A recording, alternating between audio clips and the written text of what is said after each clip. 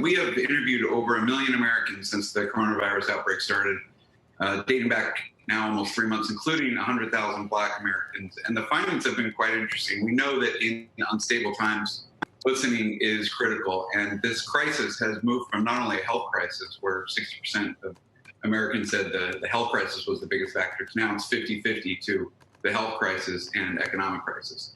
And what's most stark as it relates to the tragic events of the last week is just how big the disparity there is between how Black Americans are viewing this crisis.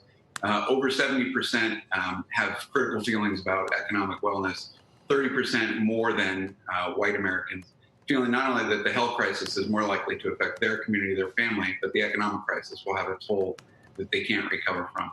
Over 70% of Black Americans feel that discrimination is the biggest problem in America, more than partisanship.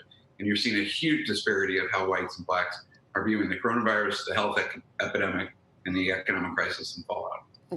John, I would never, my daughter, she has told me, just don't even pretend you can talk to any of these issues, because you can't. And so I'm not going to pretend that I really can know what it's like. But I think everyone, John, realized without video how many of these things are happening that we only see when it's on video. And I think that occurred to everyone. These recent situations where if it wasn't on tape, it's like we'd never know about it. So how many times do we not know about it, John? And that's why all the fury and the anger and the, but like I said, I'm not supposed to talk about this, but that's what struck me, John. Do you think that occurred to anyone else, that this is happening all the time? I think it was Will Smith that recently said that racism is not new, it's just been filmed.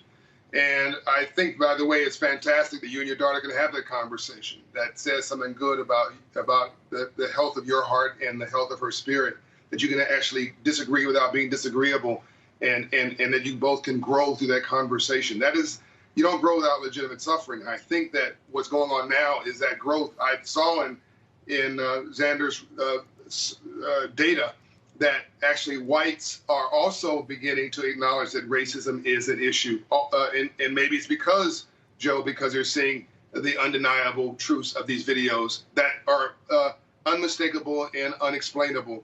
And that gives me hope. It gives me hope even from our last segment this morning to see that it was not just African Americans that are seeing this, it's others. Now you combine Zander's good data with Operation Hope's data that shows that where George Floyd was murdered, the average credit score is about, I'm looking at my data now, 570. The average credit for Blacks, the average credit score for whites in the same area is 728 in the same state. The average income wealth for a Black business is 79,000. The average wealth for a white business is 590,000. These are huge gaps that go back to your last guest, Bob Johnson's comment. He talked about a topic uncomfortable for many, which is reparations. But let me reframe it. And I put this in my new book. I try to frame this in a way that doesn't make people defensive. If you look at slavery as just simply the reverse transfer of wealth, that if you work hard, play by the rules, you get the benefit of your labor. But if somebody else was working hard and you got the benefit of their labor, I think everybody sees that as fundamentally wrong. I think you can sort of just look at it that way. You got these folks working hard who are very industrious, Black folks, for 300 years, but somebody else's house got bigger. Somebody else got the tractor. Somebody else got the mansion. Somebody else got the wealth creation.